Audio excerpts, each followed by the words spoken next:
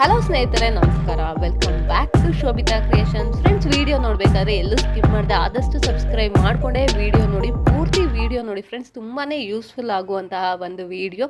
ನೀವೇನಾದರೂ first time ನಮ್ಮ ಚಾನಲ್ನ ನೋಡ್ತಾ ಇದ್ದೀರಾ ಅಂದರೆ ಸಬ್ಸ್ಕ್ರೈಬ್ ಮಾಡಿಕೊಂಡೇ ವಿಡಿಯೋ ನೋಡಿ. ಈಗಾಗಲೇ ಸಬ್ಸ್ಕ್ರೈಬ್ ಮಾಡ್ಕೊಂಡಿರೋರಿಗೆ ಧನ್ಯವಾದಗಳು.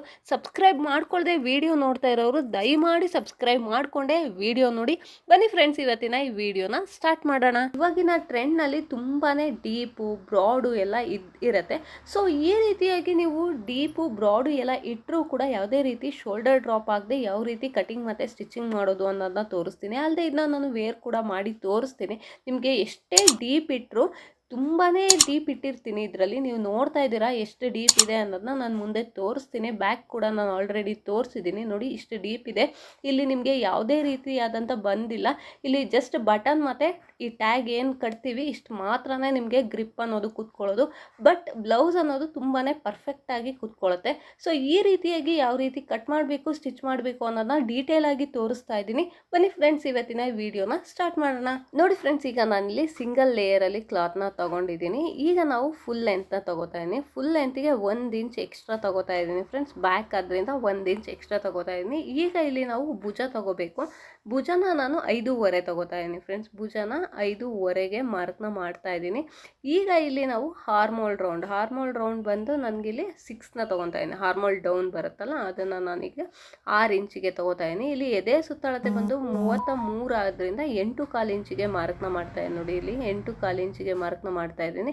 ಇಲ್ಲಿ 2 ಇಂಚು 2.5 ಇಂಚು ನಾನು ಮಾರ್ಜಿನ್ ಲೈನ್ ತೊಗೊತೀನಿ. ಇಲ್ಲಿ ನಾವು ಸೊಂಟದ್ದು ತೊಗೊಬೇಕು ಮತ್ತು 1 ಇಂಚು ಡಾರ್ಟಿಗೆ ತೊಗೋತಾ ಇದ್ದೀನಿ. ಹಾಗೆಯೇ ಎಕ್ಸ್ಟ್ರಾ 2.5 ತೊಗೋತೀನಿ. ನಾನು ಒಳಗಡೆಯಿಂದನೇ ಕ್ಲೋಸ್ ಮಾಡೋದ್ರಿಂದ ಎಲ್ಲದರಲ್ಲೂ 2.5 ತೊಗೋತಾ ಇದ್ದೀನಿ. ಈ ರೀತಿಯಾಗಿ ಮಾರ್ಕ್ನ ಮಾಡಿಕೊಂಡು ಇಲ್ಲಿ ಒಂದು ಲೈನ್ನ ಹಾಕ್ಕೊಳ್ಳೋಣ. ಇದು ಯಾವ ರೀತಿ ತೊಗೊಬೇಕು ಅನ್ನೋದನ್ನ ನೀವು ನೋಟ್ ಮಾಡ್ಕೋಬೇಕು. ನಿಮಗೆ ಭುಜ ಅನ್ನೋದು ಕರೆಕ್ಟಾಗಿ ತೊಗೊಂಡ್ರೆ ಮಾತ್ರನೇ ನಿಮಗೆ ಶೋಲ್ಡರ್ ಡ್ರಾಪ್ ಆಗದೆ ಇರೋದು. ಅಲ್ಲದೆ ಕೆಲವೊಂದು ನಾನು ಟಿಪ್ಸ್ನ ನಿಮಗೆ ಲಾಸ್ಟ್ ವೀಡಿಯೋದಲ್ಲಿ ಕೂಡ ತೋರಿಸಿದ್ದೀನಿ. ಇಲ್ಲಿ ನೆಕ್ ವಿಡ್ತನ್ನ ನಾನು 2 ಇಂಚ್ ತೊಗೋತಾ ಇದ್ದೀನಿ ಫ್ರೆಂಡ್ಸ್. ನೆಕ್ ವಿಡ್ತ್ 2 ಇಂಚ್ ತೊಗೋತಾ ಇದ್ದೀನಿ. ಇಲ್ಲಿ 3 ಇಂಚಿಗೆ ನೋಡಿ ಈ ರೀತಿಯಾಗಿ ಮಾರ್ಕ್ನ ಮಾಡ್ತಾ ಇದ್ದೀನಿ. 3 ಇಂಚಿಗೆ ಏನಕ್ಕೆ ಮಾರ್ಕ್ ಮಾಡ್ತಾ ಇದ್ದೀನಿ, ಇಲ್ಲಿಂದ ಈ ರೀತಿಯಾಗಿ ಶೇಪ್ ಬರುತ್ತೆ, ವಿ ಶೇಪ್ ಬರುತ್ತೆ. ಈಗ ತುಂಬಾ ಟ್ರೆಂಡಿಂಗ್ನಲ್ಲಿದೆ. ಇಲ್ಲಿ ಬ್ರಾಡ್ನೆಸ್ ಅನ್ನೋದನ್ನ ನೋಡಿ ನೀವು ಹೇಗೆ ತೊಗೋತೀರಾ ಅನ್ನೋದ್ರ ಮೇಲೆ.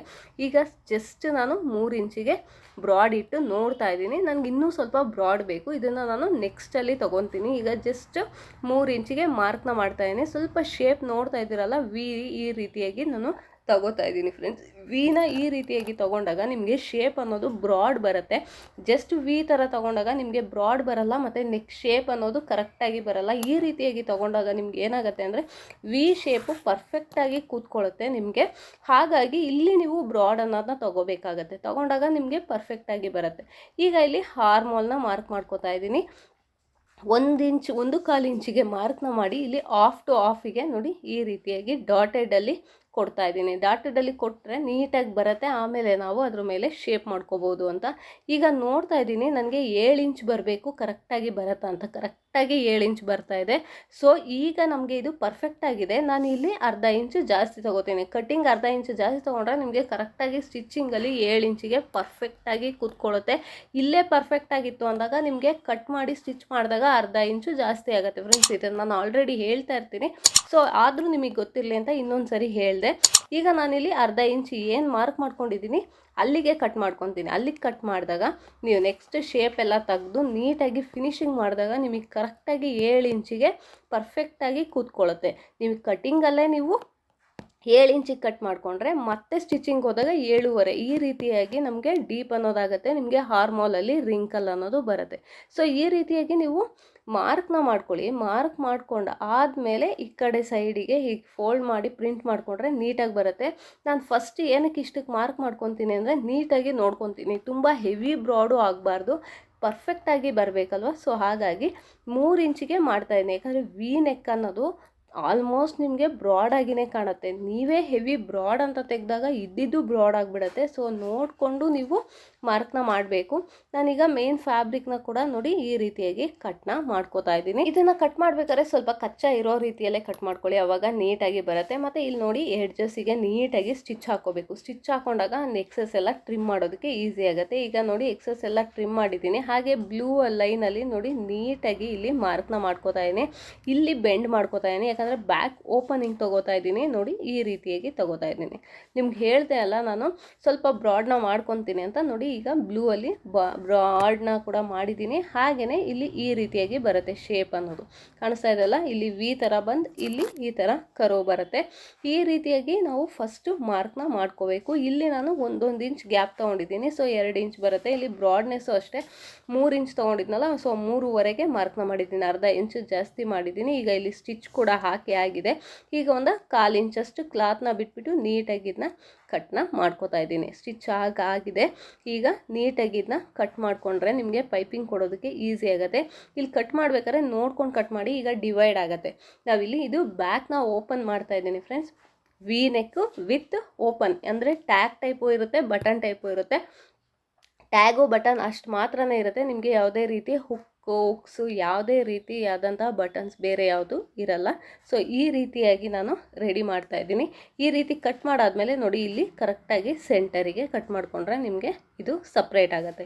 ಇಲ್ಲ ಅಂದಾಗ ಸ್ವಲ್ಪ ವ್ಯತ್ಯಾಸ ಆಗೋ ಚಾನ್ಸಸ್ ಇರುತ್ತೆ. ನೋಡಿ ಈ ರೀತಿಯಾಗಿ ಈಗ ನಾವಿಲ್ಲಿ ಇದಕ್ಕೆ ಥ್ರೆಡ್ ಪೈಪಿಂಗ್ ಮಾಡಿದ್ರೆ ನೀಟಾಗಿ ಕೂತ್ಕೊಳ್ಳುತ್ತೆ. ನೋಡಿ ಈ ರೀತಿಯಾಗಿ ಕೂತ್ಕೊಳ್ಳುತ್ತೆ. ವಿ ಅನ್ನೋದು ನೋಡಿ ಎಷ್ಟು ಬ್ರಾಡಾಗಿ ಬಂತು, ಮತ್ತು ಇಲ್ಲಿ ಟೈ ಮಾಡಿದಾಗ ಕೂಡ ಅಷ್ಟೇ ತುಂಬಾ ಚೆನ್ನಾಗಿ ಬರುತ್ತೆ. ನೋಡಿ ಈ ರೀತಿಯಾಗಿ ಥ್ರೆಡ್ ಪೈಪಿಂಗ್ನ ನಾನು ರೆಡಿ ಮಾಡ್ಕೊಂಡಿದ್ದೀನಿ. ಈಗ ನಾವಿಲ್ಲಿ ನೆಕ್ ಏನು ಶೇಪ್ ಮಾರ್ಕ್ ಮಾಡ್ಕೊಂಡಿದ್ದೀವಲ್ಲ ಇಲ್ಲಿಗೆ ನೀಟಾಗಿ ಈ ರೀತಿಯಾಗಿ ಫಸ್ಟ್ ಅಟ್ಯಾಚ್ ಮಾಡಿ ಆಮೇಲೆ ಉಲ್ಟಾ ಮಾಡಿ ಸ್ಟಿಚ್ ಮಾಡಿದ್ರೆ ಈ ರೀತಿಯಾಗಿ ಬರುತ್ತೆ ಥ್ರೆಡ್ ಪೈಪಿಂಗ್ ಅನ್ನೋದು. ಥ್ರೆಡ್ ಪೈಪಿಂಗ್ನ ಅಟ್ಯಾಚ್ ಮಾಡಿ ಆದಮೇಲೆ ನಮ್ದು ಏನು ಮೇನ್ ಫ್ಯಾಬ್ರಿಕ್ ಇದೆ ನೋಡಿ ಈ ರೀತಿಯಾಗಿ ನ್ಯಾಚ್ನ ಮಾಡ್ತಾ ಇದ್ದೀನಿ. ಯಾಕಂದರೆ ಉಲ್ಟಾ ಮಾಡಿ ಸ್ಟಿಚ್ ಮಾಡಿದಾಗ ನೀಟಾಗಿ ಬರಬೇಕಲ್ವ ಶೇಪ್ ಅನ್ನೋದು, ಅದಕ್ಕೋಸ್ಕರ ನೋಡಿ ಈ ರೀತಿಯಾಗಿ ಈ ನಮ್ದು ಏನು ಮೇನ್ ಫ್ಯಾಬ್ರಿಕ್ ಇದೆ ಅದನ್ನ ಮಾತ್ರ ನ್ಯಾಚ್ ಮಾಡಿ, ನಿಮ್ಮದು ಪೈಪಿಂಗ್ ಥ್ರೆಡ್ ಇದೆಯಲ್ಲ ಅದನ್ನ ನ್ಯಾಚ್ ಮಾಡಬೇಡಿ. ಸೊ ಈ ರೀತಿಯಾಗಿ ಉಲ್ಟಾ ಮಾಡಿ ಸ್ಟಿಚ್ ಹಾಕ್ಕೊಂಡ್ರೆ ನಿಮಗೆ ಪರ್ಫೆಕ್ಟಾಗಿ ಕೂತ್ಕೊಳ್ಳುತ್ತೆ. ನಿಮ್ಮದು ಏನು ನೆಕ್ ಶೇಪ್ ಇದೆ ಅದು ನೋಡಿ ಈ ರೀತಿಯಾಗಿ ಸ್ಟಿಚ್ ಹಾಕಿದ್ದೀನಿ. ನೋಡಿ ಈ ರೀತಿ ಕೂತ್ಕೊಳ್ಳುತ್ತೆ ಸ್ಟಿಚ್ ಹಾಕಿದಾಗ ನಿಮಗೆ ಬ್ಯಾಕ್ ನೆಕ್ ಅನ್ನೋದು. ಈಗ ನೋಡಿ ಇಲ್ಲಿ ಎಡ್ಜ್, ಇಲ್ಲಿ ನೋಡಿ ಕಚ್ಚಾ ಫೋಲ್ಡ್ ಮಾಡಿ ಸ್ಟಿಚ್ ಹಾಕ್ಕೊಂಡಿರೋದ್ರಿಂದ ಈ ಎಡ್ಜಿಗೆ ನೀವು ಈ ರೀತಿಯಾಗಿ ಫೋಲ್ಡ್ ಮಾಡಿದ್ರೆ ಸ್ಟಿಚ್ ಹಾಕ್ಕೊಂಡಾಗ ನಿಮಗೆ ಪರ್ಫೆಕ್ಟಾಗಿ ಕೂತ್ಕೊಳ್ಳುತ್ತೆ. ಈಗ ಇಲ್ಲಿ ನಾವು ಡಾರ್ಟ್ನ ಹಿಡ್ಕೊಳ್ಳೋಣ. ಡಾರ್ಟ್ ಹಿಡಿಬೇಕಾದ್ರೂ ಅಷ್ಟೇ 4.5 ಇಂಚಷ್ಟು ನೀವು ಡಾರ್ಟ್ನ ಹಿಡಿಬೋದು. ನಮ್ದು ಏನು ಮಾರ್ಜಿನ್ ಲೈನ್ ಇದೆ ಅಲ್ಲಿಗೆ ಮಾರ್ಕ್ನ ಮಾಡ್ಕೋತಾ ಇದ್ದೀನಿ. ಹಾಗೆಯೇ ಇಲ್ಲಿ 4.5 ಇಂಚಷ್ಟು ನಾವು ಮಾರ್ಕ್ನ ಮಾಡ್ಕೋಬೋದು. ನಾನೀಗ 4.5 ಇಂಚಿಗೆ ಮಾರ್ಕ್ನ ಮಾಡಿ 1/4 ಇಂಚಿಗೆ ಡಾರ್ಟ್ನ ಹಿಡ್ದಿದ್ದೀನಿ. ಈಗ ಹಿಡ್ದು ಆದಮೇಲೆ ನೋಡಿ ಇದನ್ನ ಫೋಲ್ಡ್ ಮಾಡಿ ಒಂದು ಸ್ಟಿಚ್ನ ಹಾಕೊತಾ ಇದ್ದೀನಿ. ಸ್ಟಿಚ್ ಹಾಕೆಲ್ಲ ಆದಮೇಲೆ ನೋಡಿ ಇದಕ್ಕೂ ಕೂಡ ಅಷ್ಟೇ, ಇಲ್ಲಿ ಬಾಟಮ್ ಕೂಡ ಅಷ್ಟೇ ಥ್ರೆಡ್ ಪೈಪಿಂಗ್ ಹಾಕಿ ನೀಟಾಗಿ ಇಲ್ಲಿ ಸ್ಟಿಚ್ನೆಲ್ಲ ಹಾಕೊಂಡಾದ್ಮೇಲೆ ನೋಡಿ ಇಲ್ಲಿ ಕೂಡ ಲೂಫ್ನ ಮಾರ್ಕ್ ಮಾಡ್ಕೊಂಡಿದ್ದೀನಿ, ರೆಡಿ ಮಾಡ್ಕೊಂಡಿದ್ದೀನಿ. ಹಾಗೆ ಮಾರ್ಕ್ ಕೂಡ ಮಾಡಿದ್ದೀನಿ. ನೋಡಿ ಇಲ್ಲಿಗೆ ಈ ಥರ ಲೂಫ್ ಹಾಕಿ ಈ ಕಡೆಗೆ ಈ ರೀತಿಯಾಗಿ ಬಟನ್ ಹಾಕೊಂಡಿದ್ದೀನಿ. ಈಗ ಇದನ್ನ ಹಾಕಿ ಲಾಕ್ನ ಮಾಡ್ತಾ ಇದ್ದೀನಿ. ನೋಡಿ ಈ ರೀತಿಯಾಗಿ ಲಾಕ್ನ ಮಾಡ್ಕೊಂಡಾದ್ಮೇಲೆ ಇಲ್ಲಿಗೆ ಈ ಥರ ಲಕ್ಟನ್ನು ರೆಡಿ ಮಾಡಿ ಇದನ್ನು ಕೂಡ ಇಲ್ಲಿ ಅಟ್ಯಾಚ್ ಮಾಡಬೇಕು. ನಾವು ರೆಡಿ ಮಾಡ್ಕೊಂಡಿದ್ದೀವಲ್ಲ ಲಕ್ಟನ್ನು, ಅದನ್ನ ನೋಡಿ ಇದ್ರೊಳಗಡೆಗೆ ಈ ರೀತಿಯಾಗಿ ಸೇರಿಸಿ ಸ್ಟಿಚ್ ಹಾಕ್ಕೊಂಡ್ರೆ ನಿಮಗೆ ಎಲ್ಲೂ ಕಚ್ಚಾ ಅನ್ನೋದು ಈಚೆಗೆ ಬರಲ್ಲ, ಪರ್ಫೆಕ್ಟಾಗಿ ಕೂತ್ಕೊಳ್ಳುತ್ತೆ ಮತ್ತು ನೀಟಾಗಿ ಕೂಡ ಬರುತ್ತೆ. ಫಿನಿಶಿಂಗ್ ಅನ್ನೋದು ತುಂಬಾ ಚೆನ್ನಾಗಿ ಬರುತ್ತೆ. ಒಳಗಡೆನೆ ಫಸ್ಟೇ ನೀವು ಇನ್ಸೈಡಿಗೆ ಕೊಟ್ಟಿದ್ದೀರೇನೋ ಎಲ್ಲೂ ಕಚ್ಚಾ ಅನ್ನೋದು ಈಚೆ ಬಂದಿಲ್ಲ ಅನ್ನೋ ರೀತಿಯಲ್ಲಿ ಬಂದಿರುತ್ತೆ. ನೋಡಿ ಈ ರೀತಿಯಾಗಿ ಮಾಡಿದಾಗ, ಹಾಗೆ ಟೈ ಮಾಡಿದಾಗ ಕೂಡ ಅಷ್ಟೇ ನೋಡಿ ಈ ರೀತಿಯಾಗಿ ಬರುತ್ತೆ. ನೋಡಿದ್ರಲ್ಲ ಸ್ನೇಹಿತರೆ ಎಷ್ಟು ಈಸಿಯಾಗಿ ಬ್ಯಾಕ್ ವಿ ನೆಕ್ ಶೇಪ್ನ ನಾವು ಬ್ಲೌಸ್ನ ನಾವು ರೆಡಿ ಮಾಡಿದ್ವಿ ಅಂತ. ಇದರಲ್ಲಿ ಇನ್ಯಾವುದೂ ಹುಕ್ಸು ಬಟನ್ ಏನು ಬರಲ್ಲ. ನೋಡಿ ಇದು 2 ಬಟನ್ ಬಂದು ಈ ರೀತಿಯಾಗಿ ಟೈ ಮಾಡುವ ಇಷ್ಟು ಮಾತ್ರನೇ ಬಂದಿರುತ್ತೆ. ಬಟ್ ತುಂಬಾ ಪರ್ಫೆಕ್ಟಾಗಿ ಕೂತ್ಕೊಳ್ಳುತ್ತೆ. ಮತ್ತು ಈ ಫ್ಲವರ್ಸನ್ನು ಅಷ್ಟೇ ನಿಮಗೆ ವೇರ್ ಮಾಡಿದಾಗ ತುಂಬಾ ಲುಕ್ಕಿಂಗ್ ಆಗಿ ಬರುತ್ತೆ. ಮತ್ತು ಥ್ರೆಡ್ ಪೈಪಿಂಗ್ ಕೂಡ ಅಷ್ಟೇ ತುಂಬಾ ಅಟ್ರಾಕ್ಟಿವ್ ಆಗಿ ಕಾಣುತ್ತೆ. ನಿಮಗೆ ಸ್ಲೀವ್ಸು ಮತ್ತು ಈ ನೆಕ್ಕು ಈಗಿನ ಇದರಲ್ಲಿ ತುಂಬಾ ಟ್ರೆಂಡಿಂಗ್ನಲ್ಲಿದೆ. ವಿಡಿಯೋ ನಿಮಗೆಲ್ಲ ಖಂಡಿತ ಇಷ್ಟ ಆಗಿದೆ ಅಂತ ಅಂದ್ಕೊತೀನಿ. ಇಷ್ಟ ಆಗಿದ್ರೆ ಲೈಕ್ ಮಾಡಿ, ಶೇರ್ ಮಾಡಿ, ಕಮೆಂಟ್ ಮಾಡಿ. ನೀವಿನ್ನೂ ನಮ್ಮ ಚಾನಲ್ಗೆ ಸಬ್ಸ್ಕ್ರೈಬ್ ಆಗಿಲ್ಲ ಅಂದರೆ ಮರೀದೆ ಸಬ್ಸ್ಕ್ರೈಬ್ ಆಗಿ. ಹಾಗೆ ಪಕ್ಕದಲ್ಲಿರೋ ಬೆಲ್ ಐಕಾನ್ನ ಕ್ಲಿಕ್ ಮಾಡಿ. Thank you for watching friends.